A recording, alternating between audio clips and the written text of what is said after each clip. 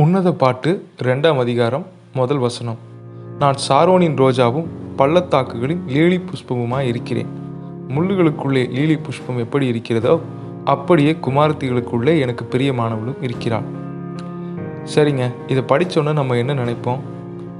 இத்தனை வருஷமாக நம்ம யோசிச்சுட்டு இருந்த அதே விஷயத்தை தான் சொல்லுவோம், அதே விஷயத்தை தான் நினைப்போம். அது என்னென்னா சாரோனின் ரோஜா இயேசு கிறிஸ்து அப்படின்னு. ஆனால் அப்படி கிடையாது.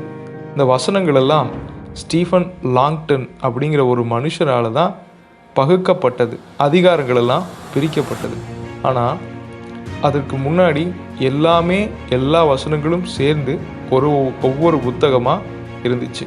உன்னத பாட்டுனா அது ஃபுல்லாகவே சேர்ந்து ஒரே புத்தகம். அதே மாதிரி பிரசங்கினா அது அனைத்தும் சேர்ந்து ஒரே புஸ்தகமாக தான் இருந்துச்சு.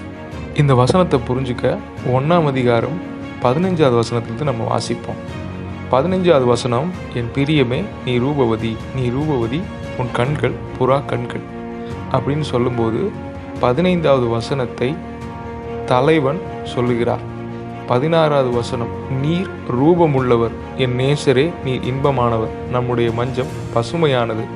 17, நம்முடைய வீட்டின் உத்திரங்கள் கேதுரு மரம், நம்முடைய மச்சு தேவதாரு மரம் அப்படின்னு சொல்லும்போது தலைவி அதை சொல்கிறாங்க. அதே தொடர்ந்து வரக்கூடிய வசனம் தான், நான் சாரோனின் ரோஜாவும் பள்ளத்தாக்குகளின் லீலி புஷ்பமுமாக இருக்கிறேன். ஆகவே இந்த வசனத்தை தலைவன் சொல்லலை, தலைவி தான் சொல்கிறாங்க. இன்னொன்று நம்ம இயல்பாகவே புரிஞ்சிக்க முடியும். மலர்கள் ஆண்களுக்கு ஒப்பா எங்கேயுமே சொல்லப்படலை, பெண்களுக்கு ஒப்பா தான் சொல்லப்பட்டிருக்குது. அதனால சாரோனின் ரோஜா அப்படிங்கிறது கிறிஸ்து அல்ல, நம்மை வேண்டுமானால் எடுத்துக்கொள்ளலாம். ஏன்னா கிறிஸ்துவுக்கும் சபைக்கும் உள்ள உறவுன்னு சொல்லும்போது நாம தான் சாரோனின் ரோஜாவும் பள்ளத்தாக்குகளின் லீலி புஷ்பமாக இருக்கிறோம். அதுதான் நம்ம அடுத்த வசனத்தை தலைவன் சொல்கிறத நம்மளால் தெளிவாக புரிஞ்சிக்க முடியும்.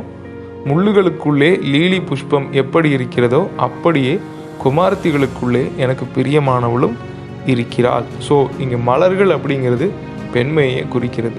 ஆதனால் நம்ம சபையாகிய நாமே சாரோனின் ரோஜாவாய் லீலி புஷ்பமாய் இருக்கிறோம். ஆமேன்.